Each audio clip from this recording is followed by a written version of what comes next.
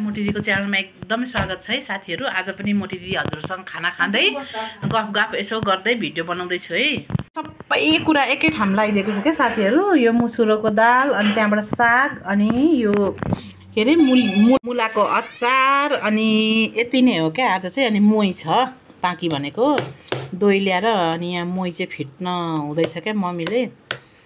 अब खाना सुरु गरेँ है साथीहरू। हजुरले खानुभएको छैन भने खानुहोस् है। म त यसरी नै गजाङ गुजुङ एकै ठाउँ मोलेर खाने त हो नि भनेर सबै एकै ठाउँ राखेर लिन्छु क्या प्रायः खाना।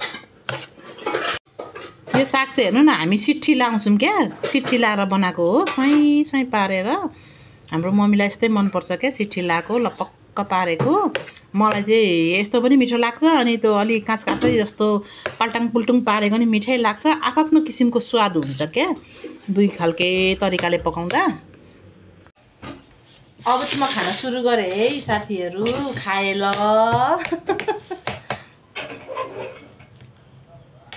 जति जे गरे नि साग बिना त खाना नै रुच्दैन क्या। साग हाम्रो मम्मी र मेरो चाहिँ फेभरेट हो।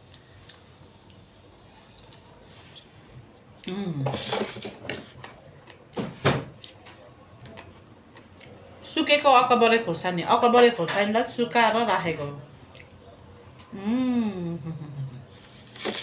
हामी चाहिँ तरकारीमा पिरो लाउँदैनौँ क्या, बच्चाहरूले खाँदैन, त्यही भएर अनि हामी चाहिँ मम्मी र म चाहिँ खोर्सानी टोकेर खाने गरेका छौँ क्या।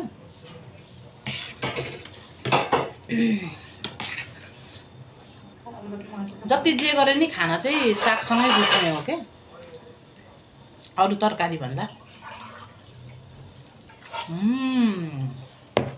ल मेरो मोही पनि आयो अब।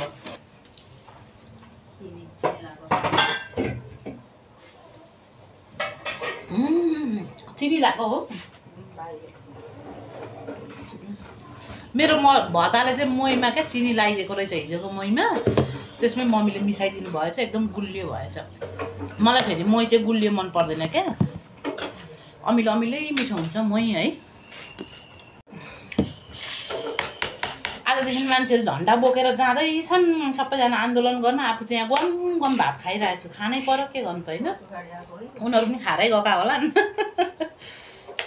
नखाइ त लडाइँ गर्न कहाँ सकिन्छ त होइन।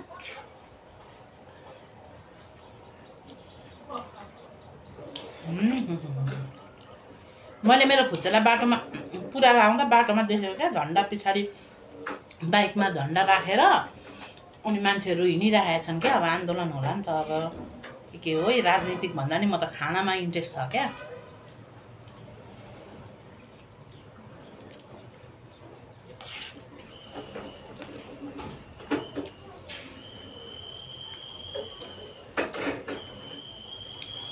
दाल भात पावर 24 आवर भन्छन् नि, त्यस्तै होला क्या।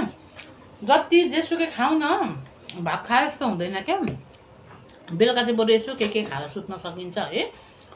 दिनभरि चाहिँ अर्थात् जे खाए पनि अलिकति भयो नि भातै नखाइकन चाहिँ कस्तो कस्तो लाग्छ है।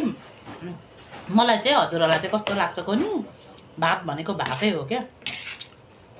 दिनभरि खाली पेट भयो जस्तो लाग्छ, अरू जे खाएर भर्न खोजे नि पेट भरि जस्तो अनुभवै नहुने क्या। भात भनेको एउटा सन्तोक पनि हो रहेछ क्या।